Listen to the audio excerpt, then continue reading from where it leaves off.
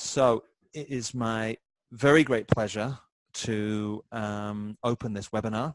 My name is Phil Clothier, and my colleague Tor Eneroth, who is going to be doing the majority of the presentation today. This is the start of a new series of webinars that we're going to be running, probably one a month, called CTT in Action. And so this is an opportunity to hear from us, but also from you as well, because we'll be inviting people from our network to come and present on their stories and their cases about what's working and what's challenging, and so that we can start to learn from each other as a community. So this is the very first one of those, and to kick us off, I'm very happy to introduce Tor. And the only other thing I need to tell you is there's a chat area, but there is also a questions area. There's a Q&A area in Zoom. And so what I would like is, if you've got questions as we're going along, put them in the Q&A section in Zoom. And I know that with the level of content we've got today, we're going to allow Tor to do the majority of what he wants to share first, and then we'll do Q&A at the end. But if I notice something that is a point of clarification or needs to be brought up, then I'll stop Tor. But otherwise, I'm gonna stop talking now, and I'm gonna hand over to Tor, and I'll say welcome and thank you very much for leading us through this first CTT in Action. Thank you, Phil. I hope that you all hear us very well, and thank you for coming and joining us. And for those who are on recording mode only, listening to this later, happy to have you here as well. Let's see now. We're going to talk about a case, and I have to underline a few things regarding this case before I start. This is not just one solution. It's not the solution. It's not the only way. This is the way on how we develop the solution for this specific customer at this specific time on their cultural journey. Everything that I show has been approved by this customer, so they have seen this presentation and gone through that, so they're all okay to share as you see it. And underlining that they are on a journey, and this is just a phase in their cultural journey. And before I start, I'd like to say what happened to me when I first came to this meeting, to meet them. My first visit at their place is Folktandvården, Västra Götaland. That is the county of Västra Götaland in Sweden, and it's Folktandvården, which is then responsible for the dental care, the public-private dental care in this region.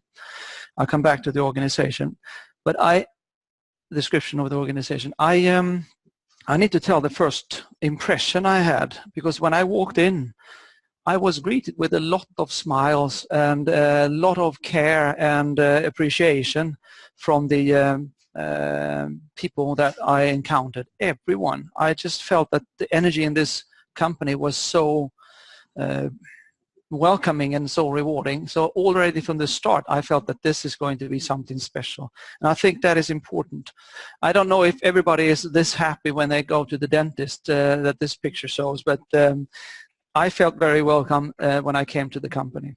So what I'm going to talk about is how we worked. And in order to do that, I would like to give you some more facts and data about the company per se.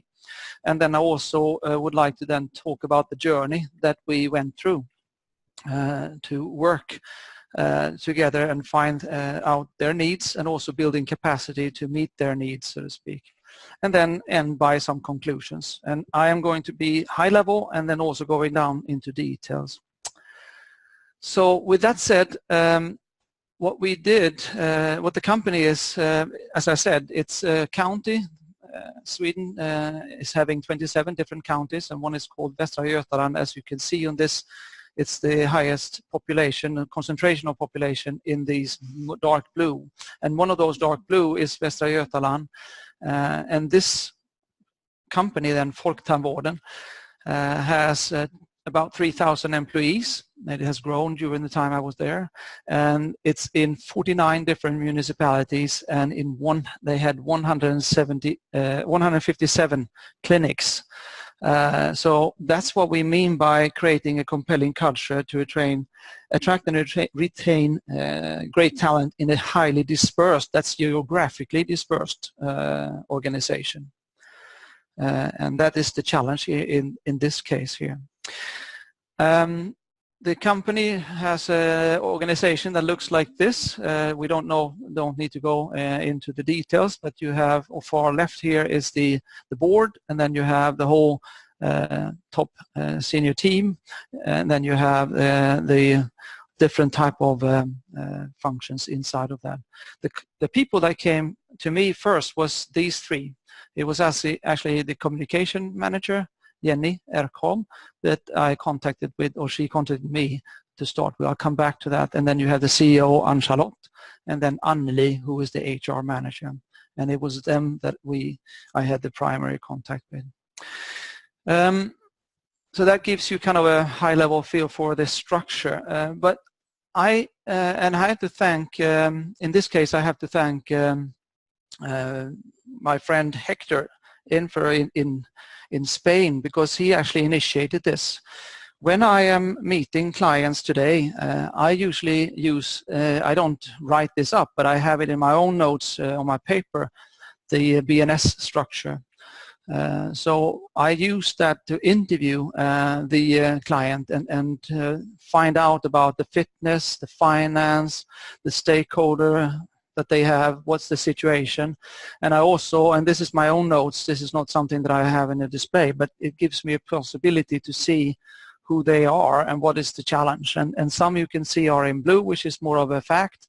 The green is more for me to see what is really the good things, and the red is the things that they are having as challenges. And I don't have the intention to go through these details, but that gives me a starting point. And for your high-level introduction to this is an organization who has a healthy finance situation. They are managing the cost in a good way. They are also cost-conscious and working with that. So they have a good financial figures, but they have a challenge with the lack of resources. The competence is a lack. And the other thing that I'd like to mention, they have worked since long with dialogue. That's a built-in way of working. And at this time, they had just a newly internally recruited CEO, Ann-Charlotte in this case. They are very much steered by a board, politicians and laws, because it's a public company. A lot of patients, and the number of patients is growing, so in combination with lack of resources, that is a challenge. They are very respected in their knowledge, and they work quite hard to do research, and they collaborate with universities. The thing that I'd like to underline here in the culture area is that they are having issues, or looking at stress is one factor that they recognize, but at the same time they're also very attracted for newly graduates. The difficult thing is that they don't always stay when they come into the company. They have very committed and very positive leaders throughout the organization, and they have a very high attractive employer score. And I say something unique, they actually measure the ambassadors, people who would like to recommend the company. But the question they asked me that came out is actually this: we want to be able to describe our culture better. That was the whole purpose of this, because we felt that that was not up to date, or we feel that we need to make it more attractive, so to speak. And an interesting statement from the CEO at this point: we need to start with ourselves. So here we have a leadership team who is quite aware of what we are up to and really want to do this in a good way. So that's something about the company. I hope that is giving you a flavor for what it is. Now coming to the journey, I'm going to divide that up into two pieces. One is, how do we actually understand the needs that they are having at the moment? And there are a few meetings that I will highlight. The way on how we connected, it was actually, you may know that we do national surveys since many years in Sweden, run by Preera, also with Gullers and Volvo. And I am part of that. So we had a breakfast seminar, and during that seminar, the communication manager, Jenny, was there, and she then contacted me via LinkedIn afterwards and say, I'm interested to talk more about how we work with culture. So that was what created the attention in this case. Then we then met the EXCO team, that small group of people, the CEO and so on, and we listened to the direction and the intent and understanding the ambition of what they had. And we started to plan some short-term needs that they had. And that's where we start to know each other, and they created interest that this could maybe work. So I was asked to do a presentation for the corporate office in December 2017 as a guest speaker for about 100 people, central people, the headquarter people, you can say. And at that meeting, the CEO shared the long-term ambition with culture. And we also then had a follow-up and planning meeting for the next step, because now we said maybe we would like to get started. So now the desire is coming up.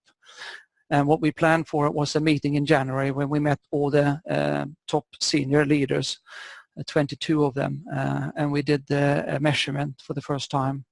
The entropy was as low as 4% among these 22 leaders, so it's a very healthy, kind of confirmed that feeling that I got when I got into the office from the beginning.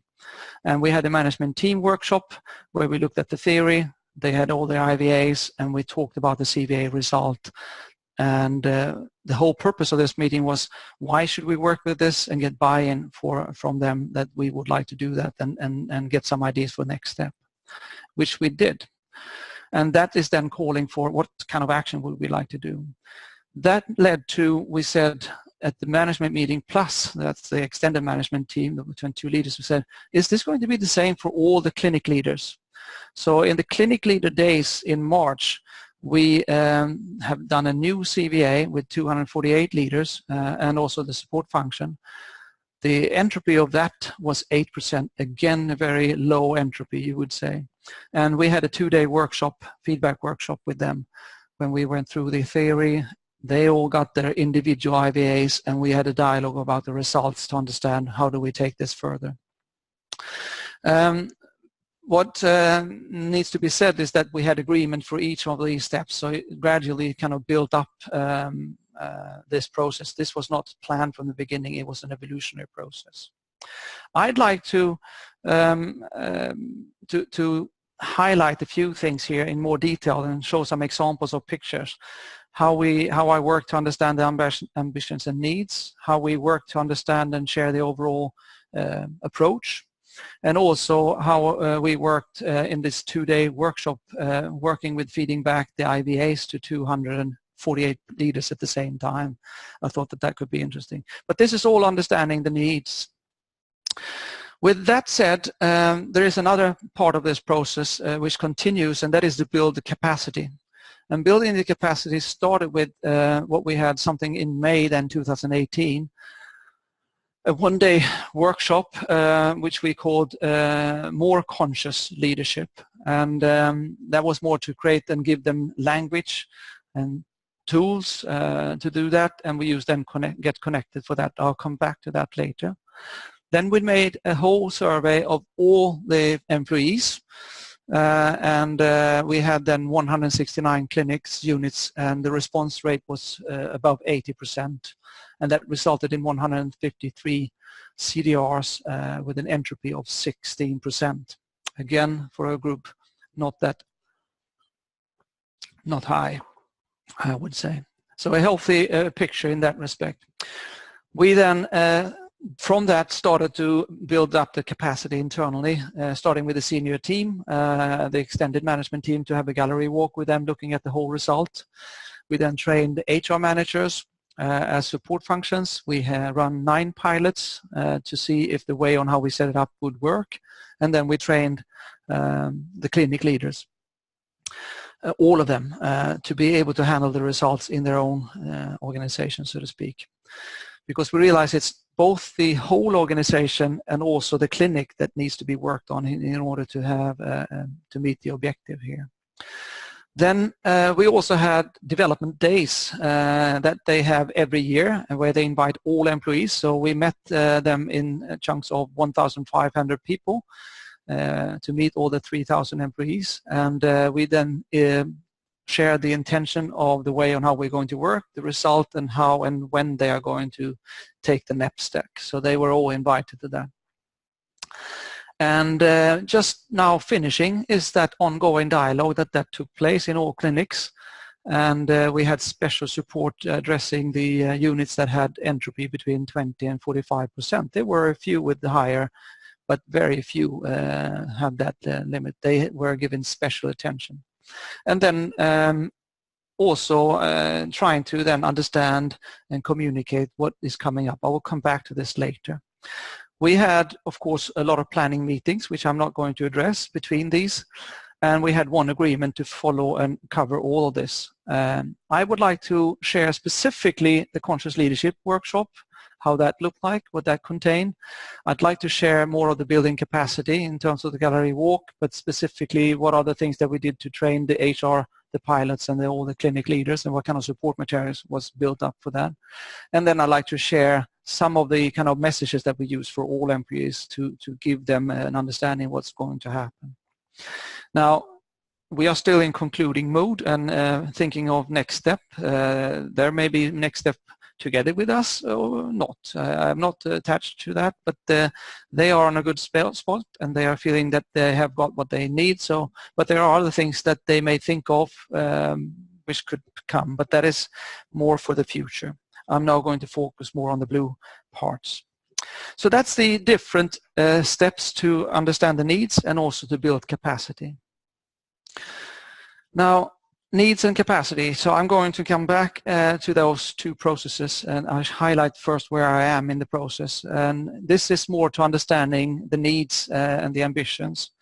What I normally do is, and I think that you all do that, is of course to review the strategy document. And please excuse me that I have this, some of these materials are in Swedish, but it says here in the red corner, it says our core values, and then it's health, competence and service. That's the kind of essence and how they describe that. But they're also understanding our assignment, our vision, the strategies and all that. That's part of that review. But what I do with this, I actually take this and I take the core values and listen to and read the material and listen to how they explain that and make an illustration of that in the 7 levels, just in order to be able to see where is the concentration of the values that they have. And it becomes obvious in this case here, because the dark blue is the headings and the light blue are the subheading words, so to speak, just to see where the concentration of the description are. That gives a possibility to combine the core values of the company with the outcome later on with the result that I'll show you how I describe that. So that is one way to understand the energetic field in the core value statement. And this was something that was a starting point to understand where they may want to go when they want to revisit and create a more attractive picture of their culture. Espoused value, that is. So what I use the whole system change model. Some of you have already seen this, but what it is the espoused values is a collective, visible, objective reality. It's a document, and how it now is illustrated here with the blue dots where they are. Then, of course, what are the values of the person, the employees? And in this case, this is the collective picture of the whole organization, and you can see energetically is a difference already here between the espoused and the personal values. And the current culture, it is a lot of focus on level 3 because they are having a lot of focus on performance, but also on 4 and 5, as you can see. And then, of course, if I look at the desired culture, there's a clear call for level 5. So there is something here that we need to understand better. And then, of course, is to start the dialogue about what does this mean, because this is only the high level. But this is an illustration of how the espoused values resonate with the more operational values and what are the requests, so to speak. So that's one way of how I communicate and understand their situation. Now let's move on to the next one that I'd like to share, shared overall approach, transforming culture. You may know that we have this transforming culture in larger organization. And here I'd like to recognize Ashley Monday, who helped me to write this booklet. And if you're listening, Ashley, happy birthday. I know it's your birthday today, so this is my way to say happy birthday. and we then have worked with this. And thank you, Phil, for helping me with this idea of making a self-assessment of this based on this. So you read the document and then you answer these type of questions. So it's a questionnaire with 19 questions, which is actually talking about, do you have it in place partly or no? And what I then did is I put that score into a system where I can then read, and the green ones here are yes, it's something that we do, partly is yellow, and no is the red part, so to speak, which makes it quite obvious. There are some things that are in place and there are some things that are not in place, and very little when it comes to roles and resource and roles to support the culture. And there's a mixture when it comes to leadership commitment, but there are more regarding this. So this gives a high level, and if you wonder what this is, that's the whole the top management, extended management teams, different type of answers without their names, but just seeing where they are and how they perceive the situation, looking at those type of questions. This was in January when we had that first meeting. Then in May we had a training, as I said, the conscious or more conscious leadership. And the status, then we went back to this and saw that we had already started to address some of the red ones, the ones that we were not having. And the focus during that training was then to focus on some more things that we have not yet addressed that needed to be addressed. So this helped us to kind of get an overview of different things to be able to work with in order to get started. I am pressing on, looking at time. And then the last thing that I'd like to share from this understanding the needs was also to understand, because this was more understanding the needs of the organization and the top leader and their situation. Now we're trying to understand the clinic leaders, all the 300 leaders, what they had in view. And it was a big summit with a lot of people, as you can see in this picture here, where we presented the values. And I just highlight, not the agenda, but we actually had everyone to have an IVA, and we debriefed the IVA with all these people at the same time. And we customized the template, and I translated that, so that should be able for you to read of questions that we asked them when they looked at the result. And I gave them not only the front page, but the questions. I also gave them the results of their own values and also the business perspective, so that they had a possibility to review the results. I could maybe in the retro perspective say there is maybe too much of information. I haven't really fully followed out, but I have different feedback regarding using the full IVA, both positive and both kind of confusing. It's too much, but I still believe it was a good decision at this point. Come back to that later. So we also then, of course, share their overall result. This is the top leaders' result and in the current culture, and we made a description of that kind of in a sentence describing what these values meant. As you can see, it's the number of votes and also the levels. And when they looked and we talked about that, we then asked them in reflection in the whole fora of the 300 people, how well does this picture match your perception of our current culture?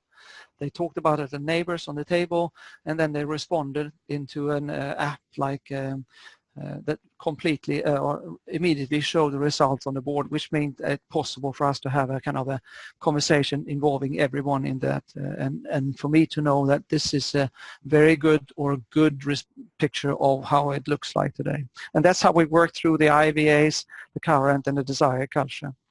And then we had workshop of some of the keywords that we knew that was the top value words.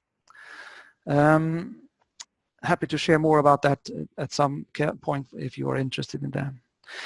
I need to move on. So now we are moving into the capability building section, and one was then to create not conscious leaders, because I felt that they were to a large extent very conscious, but this is more of a high level consciousness, but I called it more consciousness leadership instead.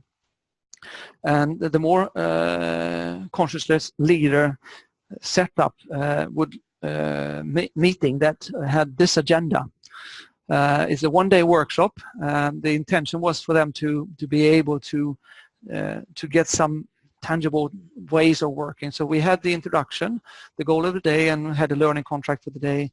We then went through the management days, which I showed the outcome of that, a summary of that, and of all the workshops. And then we also had to lead a cultural development. What does it mean in practice? We worked with my values, which is more of understanding who I am and how they can work to get more aware of that. How you work with value-based decision, how you work with my team's level of trust, fruitful discussion, learning, and feedback. And then we concluded the day, which you can see is quite an intense day, but we practiced some and we were more introduced to some of these. But they were all then given Get Connected as well as a way, because that is a practical guide to grow culture in teams and in organizations. So that was the starting point, and if I illustrate that in an overview, this is all the different tools, all in Swedish, but it's, if you look in Get Connected, we have it in English. These are the tools that we worked with. So many of the individual and some above the surface, but I also added a few tools which is not in Get Connected that was specific. How do you actually build up a network and so on, learning contract and value-based decisions. So we worked with that as well. And then we introduced some concepts to them as well. So that's really the kind of building up the capacity among the senior team and HR. That was the team that was at that meeting. Next one here is the gallery walk and how then we build up the capacity among the leaders. As I said, we trained the HR, we trained 9 pilots to test what we have put up with the HR, a way to build that up, and then also we met all the clinic leaders to give them support material to get that. I'll show you how that was done. And the first thing then was the gallery walk. As you can see, we displayed all this on the wall, and they walked around to see if there are patterns in the case like that. But the thing I'd like to highlight is that we actually merged all the different, in this case is current culture values. For this one here is the on the far left is the extended management team. Then you have all the senior or the clinic leaders. Then you have the total result, and then you have all the dentists in this population. And it's interesting to see how some of these values, like competence, which is one of their core values, coming across so strongly. But also other words like service, which is one of the values that they had. But there are a few other words that they are asking for, like level 5, humor and fun. There is a lot of humor and fun that they would like to see more of. Maybe not so much here at the top leader team, but that's not true. But in this case here, that was something that they felt was happening. But they also talked about teamwork and collaboration and patient focus and so on. So some of these things here are actually coming up quite clearly as a request, and now we are starting to see something to start to build upon. But we don't know what that means, and we don't know the priorities, so we needed to prepare all the HR and the pilots and then see how we do it for the clinic leaders. So we put up the measurement objective, which the culture measurement was built on values, and the objective was to get a picture of your personal needs and motivation, the current culture and desired culture. It's all familiar to do. And to be able to start an exploratory dialogue to understand and clarify in order to prioritize action for the desired culture, both in teams, but also to describe the common culture, because that was really what they asked for from the beginning, an overall way to create a more attractive and thriving workplace. We'd like to be able to describe that statement. That's what we're heading for. But it was also to kick off for each of the individual clinics as well, to be able to work with their culture. Now, having said that, we have then a framework going from measurement to action with a lot of different templates and so on, which is all in Get Connected on page 52 to 54 and 129 to 142. I think that you're familiar to some of you. But it's a kind of showing a flow, and this was the flow that we were using and introducing to the HR and the pilots, and thereafter then also to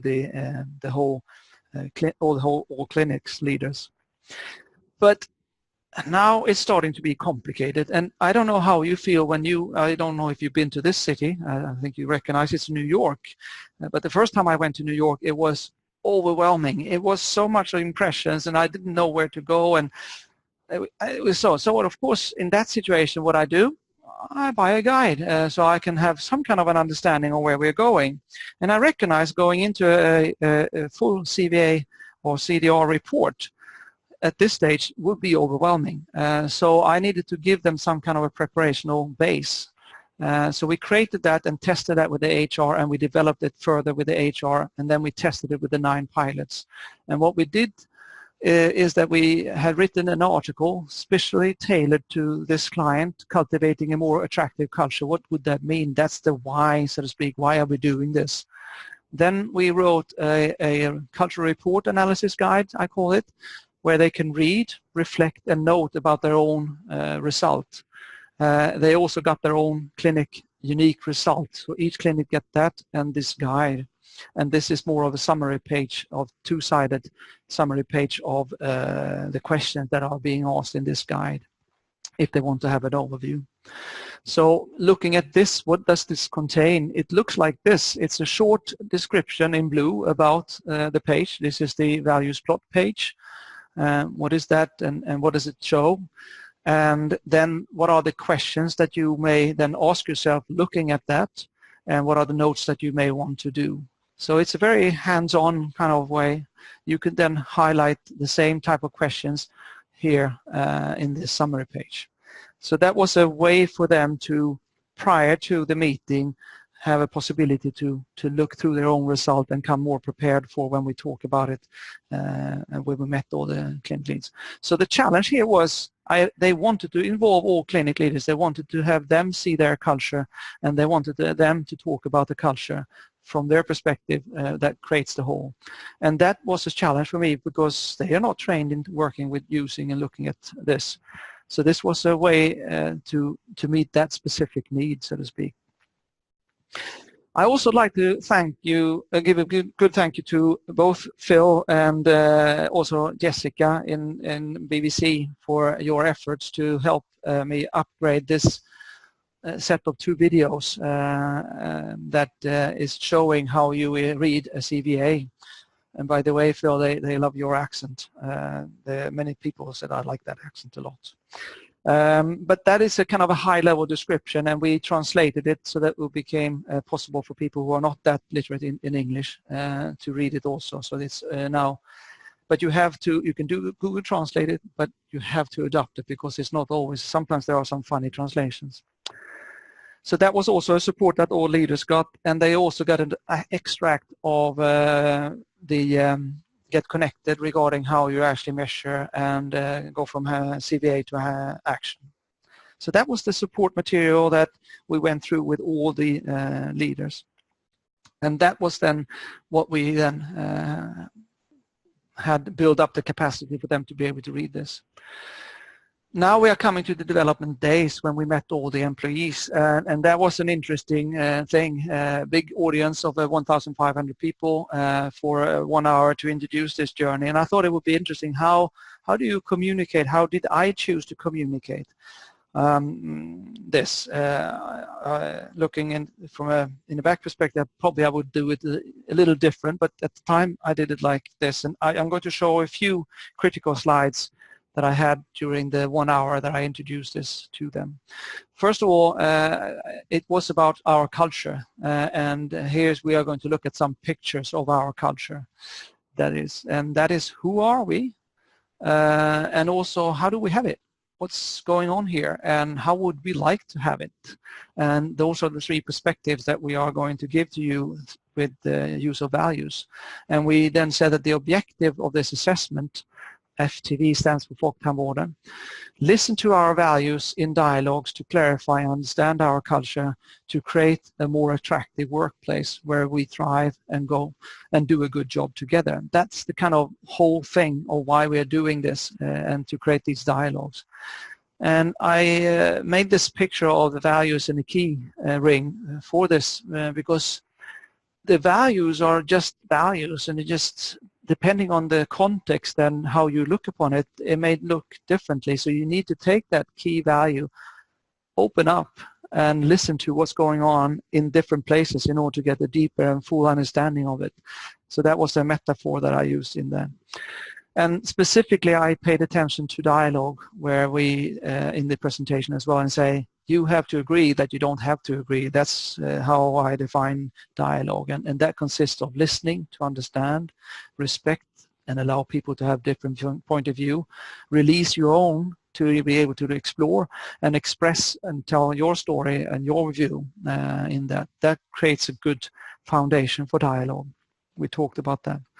And now I would like to get some credit for this one because you can see this is a somewhat different picture. And Anneli, who is the HR manager, was very determined to tell me, which I really much appreciate, that we need to have this much more human and have more of the human touch to it. So we redid some of the picture, took out the forms and made human pictures instead. And so I showed this to all employees and said that this is what we're going to work with right now, and the next is to follow later, so to speak. And that was to understand the overall picture, to get some input for that, but also to prepare what are the values that we would like to work with in each of our clinic and units.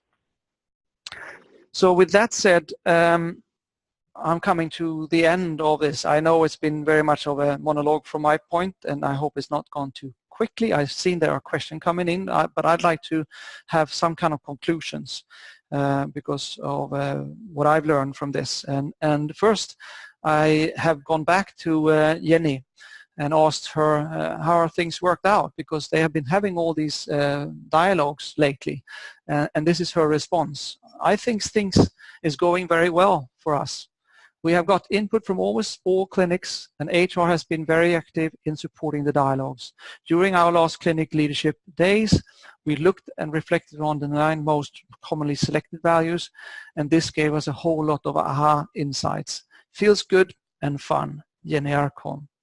So that's where we are at the moment, and that's where they are, and they are now continuing their journey to work with this, and whatever comes out of that, I am in the process of understanding that together with them. From a CTT consultant perspective, what are the conclusions? And I'm more thinking of it from why are we here when we go to a client? We are here to serve their needs, of course, but we're also here to serve their to expand their consciousness, help them to see things in a broader light, so to speak, and develop their capabilities and confidence to be able to address and work more with what they are conscious about, and provide new ways of thinking, giving them tools and approaches for how they can work with this by themselves, and help them to establish these new habits and ways of being. But we're also here to grow the more human leadership in their culture journey. So knowing how the leadership actually affect the culture that they have. In this case, these leaders were very, very aware of, in general, what they needed to work with. And we're here to support them on their journey to free their full potential. And of course, there are many other things, but these are the things that came to my mind from this case. So the learnings. Every customer has a very unique request that we need to meet in order to satisfy and exceed their needs, or exceed. Through working with our clients and serving their needs, we deepen our understanding in our services and our products, and realize what is missing and what needs to be improved and developed. And that's why this is why we would like to share these things, because we then create a broader understanding of this. And delivering our full services is a team effort. There are many people who, I've mentioned a few, who have been part of developing and supporting this. This is not one-man show. It's really a whole team effort, and it's also not coming up in a linear function. This has evolved and grown as we worked. I was very open for how it would be evolved depending on their needs. And then I also recognize, because I have stolen or borrowed ideas from people in the whole network. So we have a lot of good competence and skills within the BBC network. that many of our competitors don't have, which I'm very happy about, and I'm also very happy to be able to explore that further. Now, my intention was to stop so that we had time for questions. It's now 20 minutes left, and thank you for the presentation. And Phil, I give the word to you to see if you can either say the question yourself or invite somebody else to speak. Yeah, absolutely. So, as I said at the beginning of the call, this is a new system for us, and I still haven't been able to figure out how to let people talk on this. So we will fix that for next time, but we just have to accept what is. And if you have questions, then please put them in the chat box.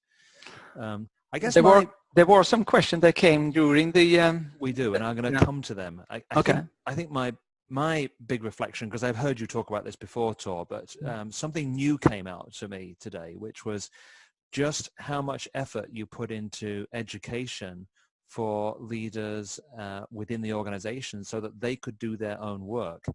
And that strikes me as being one of the key success factors of this. It wasn't that you were the only consultant doing the work in here. You were actually spreading the knowledge so that the work could be cascaded throughout the entire organization. Mm-hmm.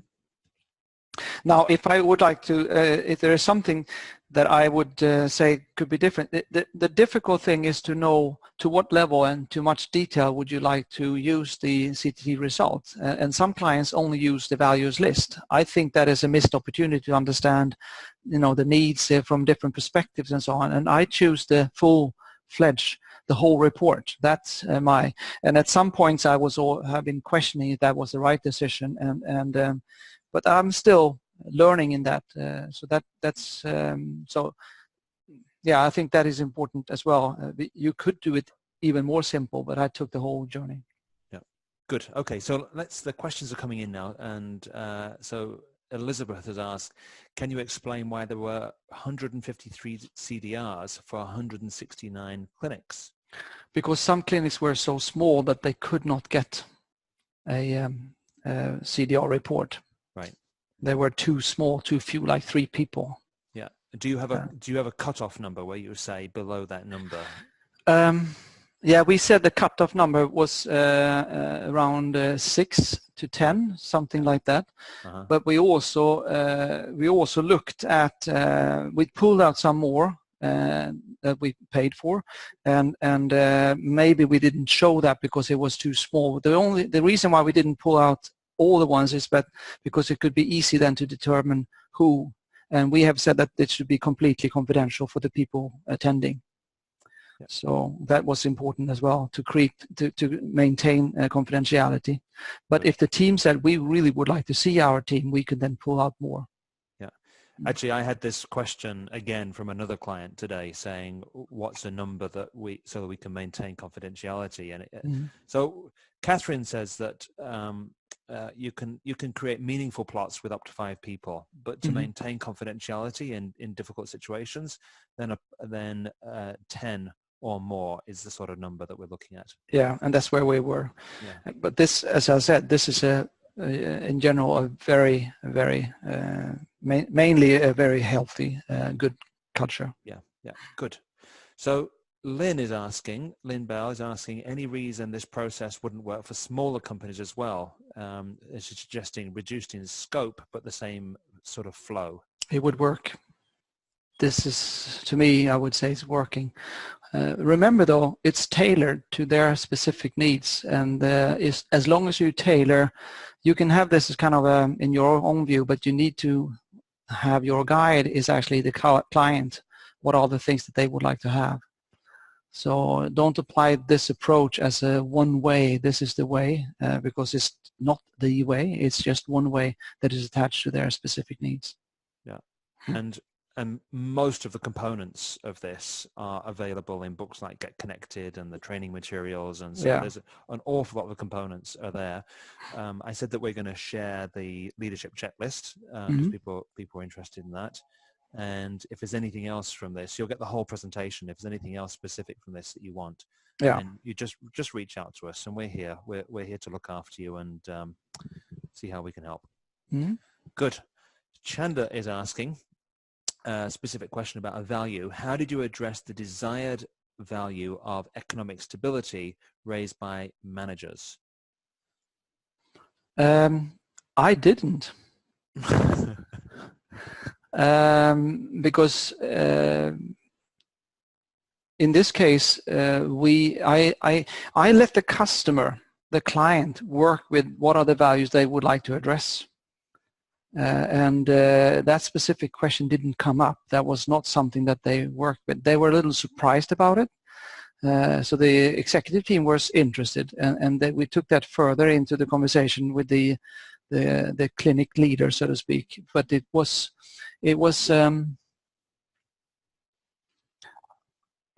maybe the clinic leaders, because they specifically, in the last phase where you had the dialogue, which I was not involved in, I just set up the framework for it. I know that that value word was in there, that the top management team was specifically interested to know what that means.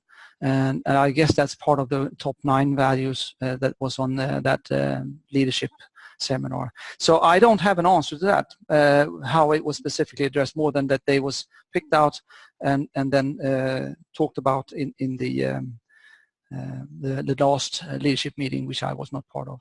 Yeah, I think that actually comes to a really important principle of the work, that that we don't have an idealized view of what good looks like. Mm-hmm. Good is what people choose in their desired culture. It's what they're aiming towards in their future. Mm-hmm. And then more than that, it's up to them to choose, well, which of these words do we really want to talk about? Of course, as a consultant, we can guide them and say, I'm really interested in this one because this one's got some energy. But Mm-hmm. generally, we allow the data to speak for itself and for people to choose what's important. And remembering then that when I look at it, or where they look at it, they come from a certain type of worldview of, I mean, what's the belief system they have on how things should function, and that's what they have based their definition of that value on. So you need to open up for that people may have different worldviews when they look at this.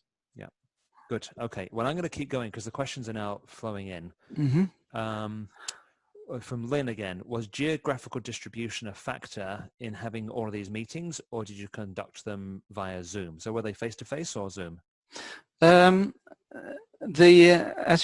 you saw, the senior extended management team was a face-to-face. The all clinic leaders was a face-to-face 2-day meeting, and then we had the pilots and HR and the clinic. The conscious leaders was also face-to-face.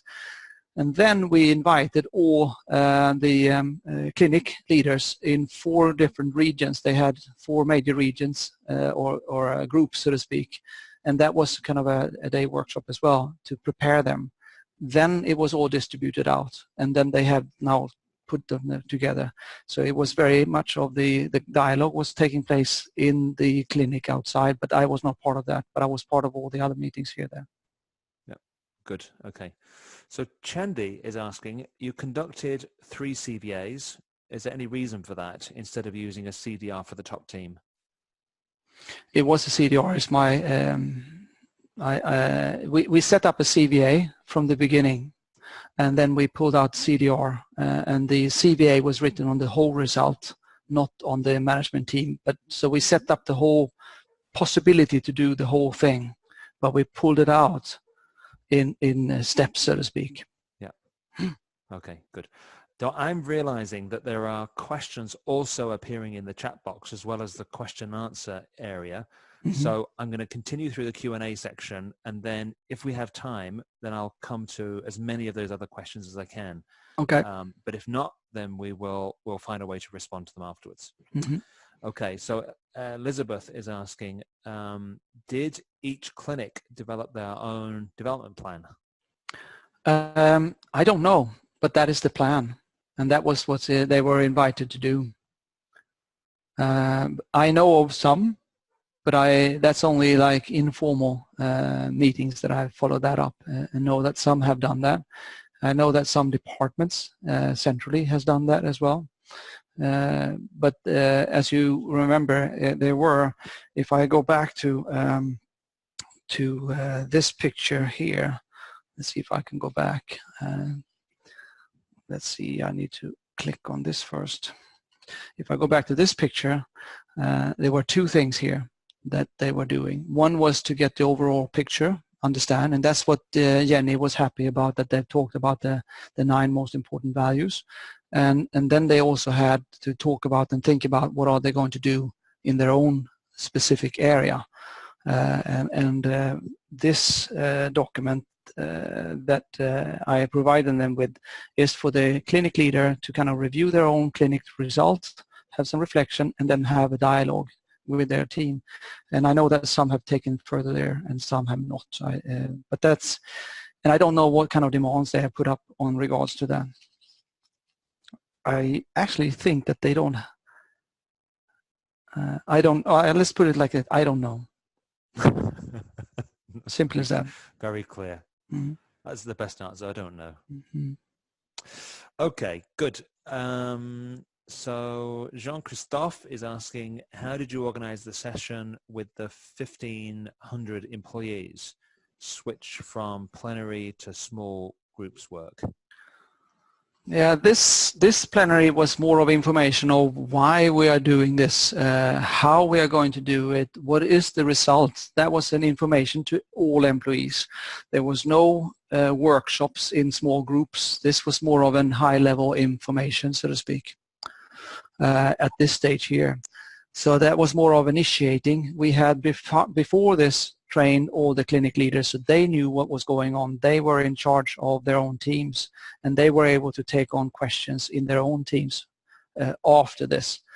This is a 2-day or 1-day meeting with a lot of information about other things, and this was one of the subjects on that meeting. And as I said, it was more to talk about how are we doing this and why are we doing it. I just want to give a kind of reflection from experience, because I've run workshops of this size as well, and it is possible to get small groups working in this sort of situation. Mm-hmm.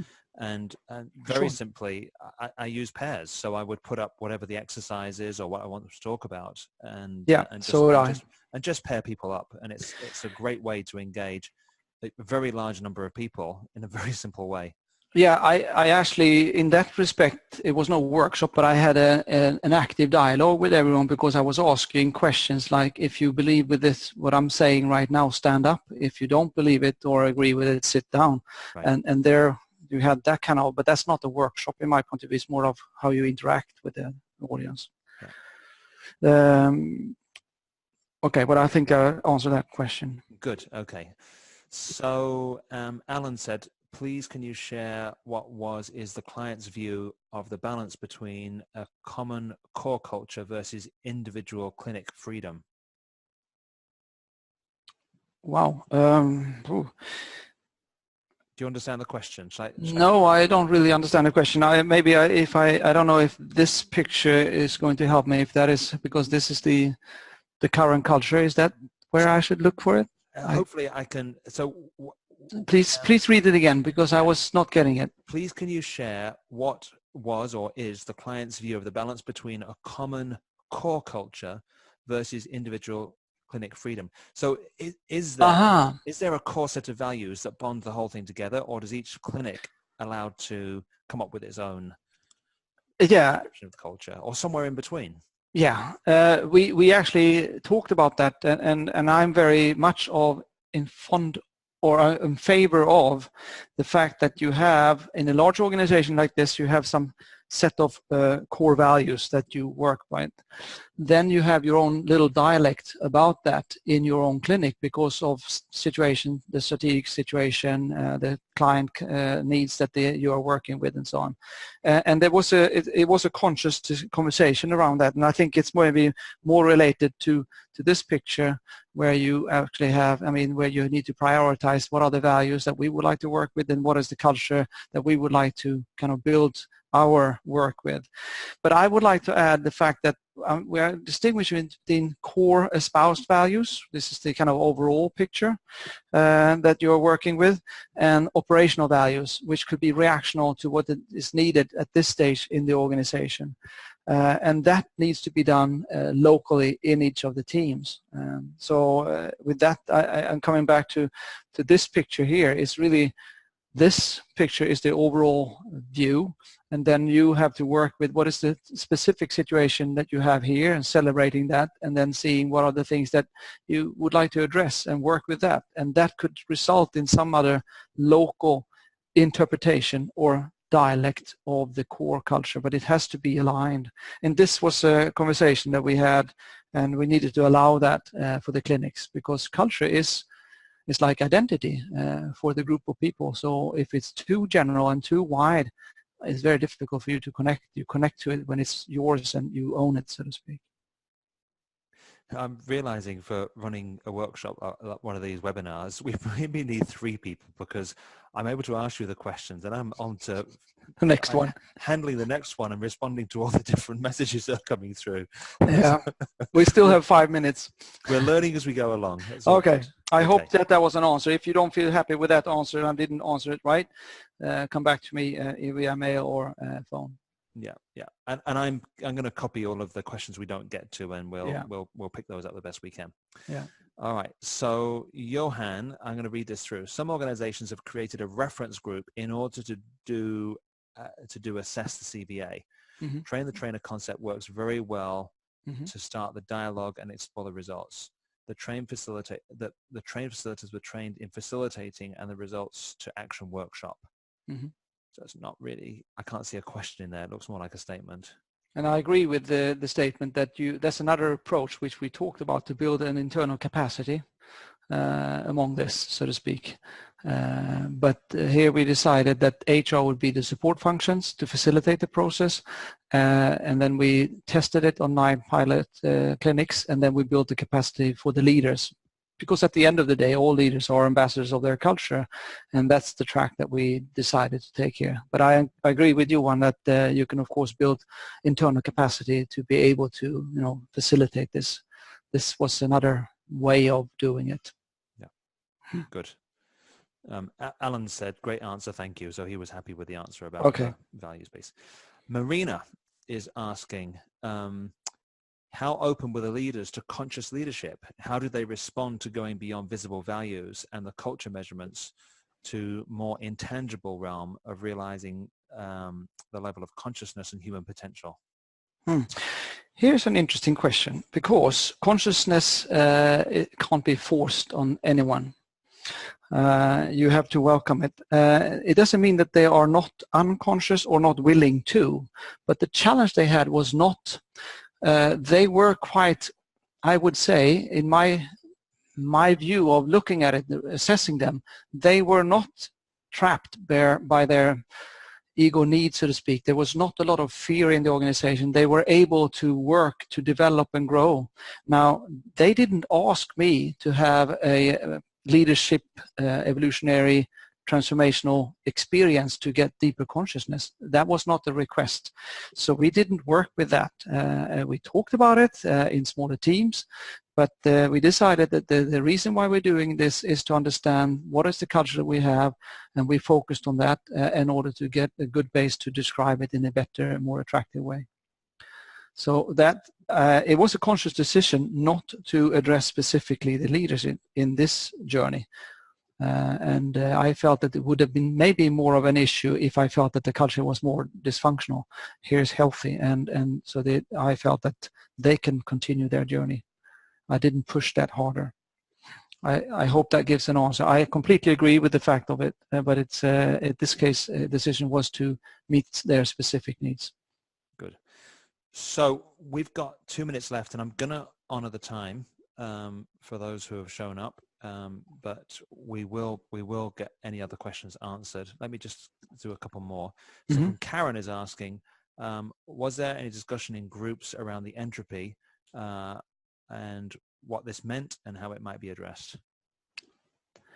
Yes, they of course talked about that, and specifically the very few units who had higher degree of entropy. There were some teams who had more entropy, very much due to, in some cases, leaders, but also, big changes going on in the area and so on. So there were some who had more, and they were given special attention in the supporting the clinic leaders on how they can address that and how they can celebrate the fact that they now have a language to speak about what's not working and the energy that it could be hindering the teams. So they were giving special attention. But then you have to know that a majority of team had between 10 or less of entropy, meaning that many of them were at level like 8, 5, 8, something like that in the entropy. So that was not the prime thing. And at that time, I usually focus more on what are the dreams of what you would like to. And by the way, the lowest number is on level 2, so it was very little about relationship. It was more like unclarity about direction, like confusion and so on, and very little about relationship. So entropy was not a big field, but for some it was, and they were given special attention and talked about. Good. I'm going to handle just one or two more questions, but for those who are leaving, because we have come to the end of the time now, and so thank you for showing up. I think we had 90 people at our biggest point, still 82 here at the moment, so thank you for everybody that came. I hope you found this useful. We will be following up for any questions that have been answered, and we will be sending out the Tor's presentation, we'll be sending the video, and also the leadership checklist that Tor showed earlier during the call. And also the link to get connected and transforming culture in larger organization, yes, I guess. Yeah. So we'll come up with a message that really links you to the majority of the materials that we used in this. We can then review the questions as well and see if we can see if we can give some high-level answers to some of those. Yeah, as well. Fantastic. Okay. Thank you very much. Thank you so much. My apologies again to everybody that we weren't able to hear your voices, and we will learn and we'll be better next time, but that gives us an opportunity to improve all the time. Thank you. All right, Tor, thank you.